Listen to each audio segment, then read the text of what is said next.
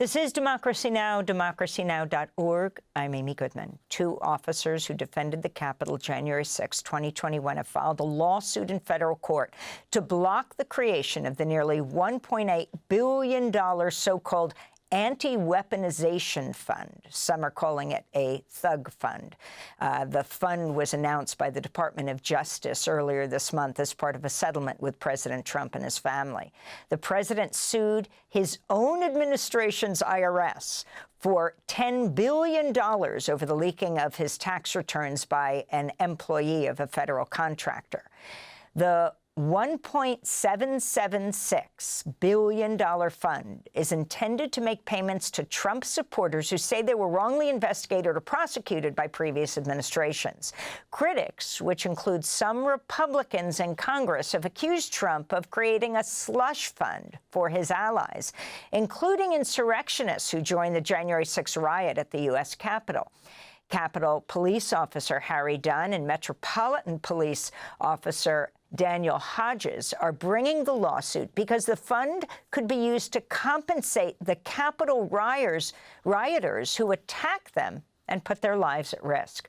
Both officers say they've faced continuous credible threats ever since. On January 6, 2021, Metropolitan Police Officer Daniel Hodges was nearly crushed to death. In this tape, you hear Officer Hodges as he's pinned against a door by the mob.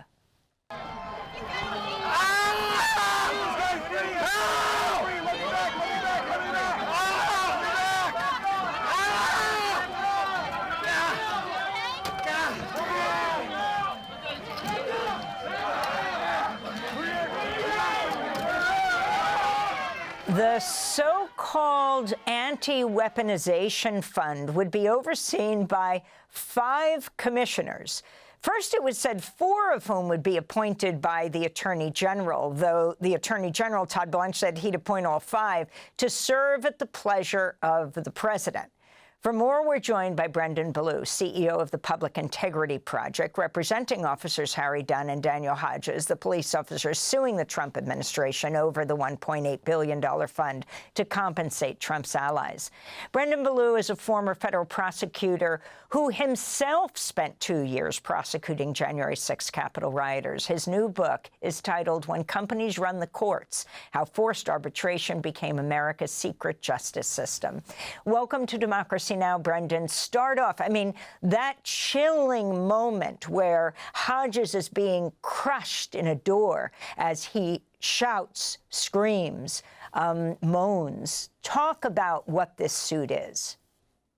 Yeah, so let's talk about officers Dunn and Hodges specifically. You know, you talk about that specific moment where Officer Hodges was being crushed in the door in the tunnel connecting the Capitol to the inaugural stage. He could have died there. Later, he almost had his eyes gouged out by another rioter. Officer Dunn was at one point surrounded by rioters who were hurling racial epithets at them. Both of them could have died that day. And the scary thing is that the threat to these officers doesn't end on January 6, 2021. By the mere fact that they're continuing to speak out about January 6 to make sure that the history of that day is not forgotten or erased, they continue to receive threats, credible threats of violence, credible death threats. And the real concern that we have with this slush fund that Donald Trump is creating is that this is going to be a way to funnel $1.8 billion to supporters of the president who have previously enacted violence in his name and who may be the very ones threatening our clients. So in a very real way, this slush fund is about more than just corruption. This is about the personal safety of these officers who defended the Capitol on January 6. So I want to turn now to July 2021, months after the attack. The House of Representatives Select Committee investigating the January 6 insurrection at the Capitol held its first hearing, listening to testimony of 4 officers attacked by Trump supporters while defending the Capitol.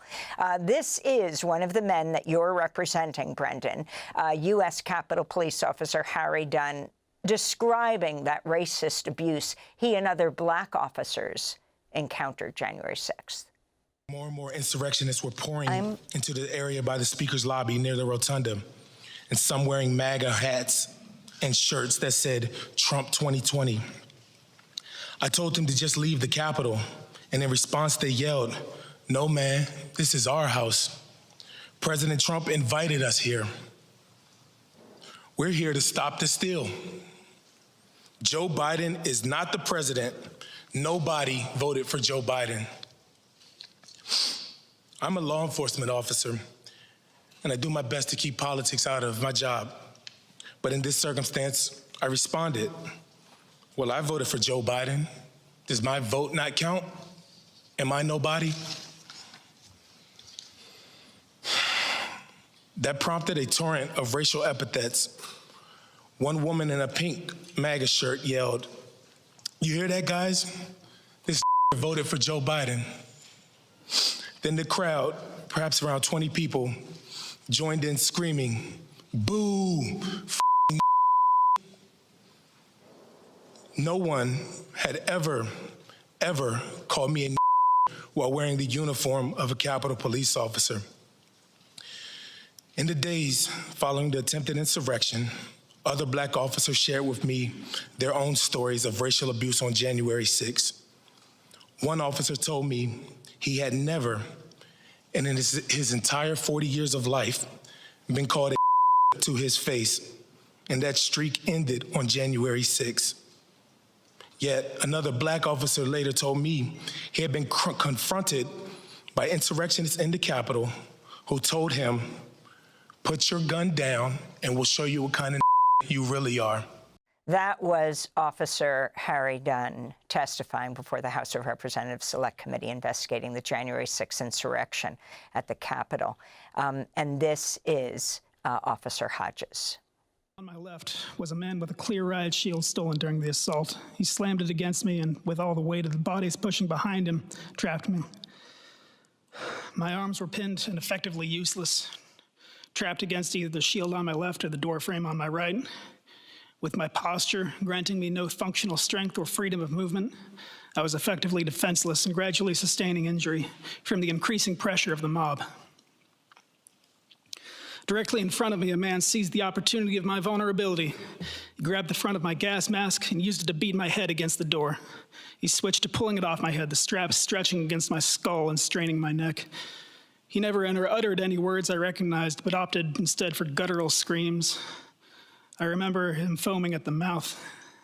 He also put his cell phone in his mouth so that he had both hands free to assault me. Eventually, he succeeded in stripping away my gas mask, and a new rush of exposure to CS and OC spray hit me.